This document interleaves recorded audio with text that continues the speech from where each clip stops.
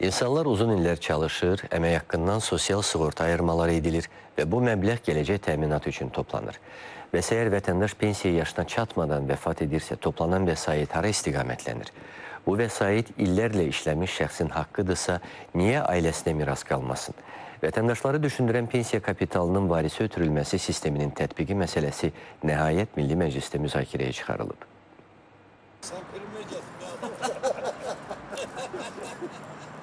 Yaşlı nəslin nümayəndələrini illərlə topladıqları vəsaitin aqibəti maraqlandırır. Sualların çoxluğu qədər elə gözləntilər də böyüdü. Kapital o şəxsə aiddir. Ona görə də o rəhmətə gedəndən sonra onun varislərinə çatmalıdır. Bütün dünyada bu sistem işləyir.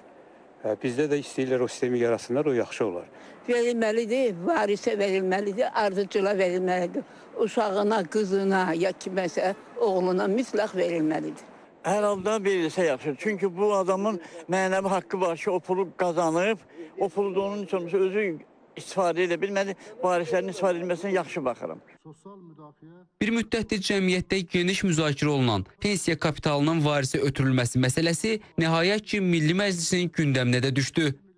Elə şərait yaratmaq lazım ki, pensiya kapitalı pensiya çıxmağa bir qədər qalmış müddətdə insanlar ondan istifadə edilməsi üçün şərait yaradılsın. Bir də əgər vətəndaş pensiyaya çıxan zaman çıxmamışdan dünyasını dəyişibsə, onun pensiya kapitalının vərəsələrə verilməsi istiqamətində hesab edirəm ki, qanunvericiliklə dəyişilən edilməsini vacib hesab edirəm.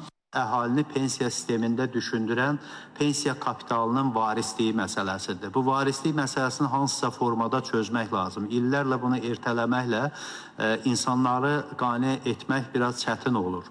Məsələn, deyək ki, özəl sektorda bütün demək çalışan müəyyən subyektlərin bu özəl pensiya fondunun yaradılması istiqamətində hansısa bir pilot modelin tətbiq olunmasını tələb edirlər. Yaxşı, bəs görəsən pensiya kapitalının vərəsələrə ötürülməsi prosesi nə dərəcədə mümkündür?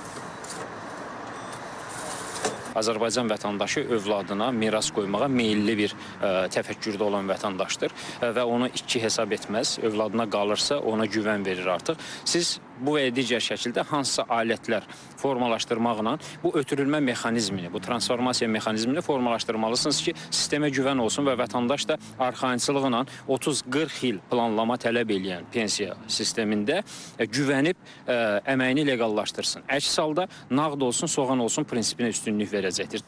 Yeri gəlmişkən, 2026-cı il üzrə əmək pensiyalarının maliyyələşdirilməsi üçün ayrılan vəsait cari ildə təsdiqlənmiş xərclərlə müqayisədə 782 milyon 400 min manat və ya 10,9% artımla nəzərdə tutulub.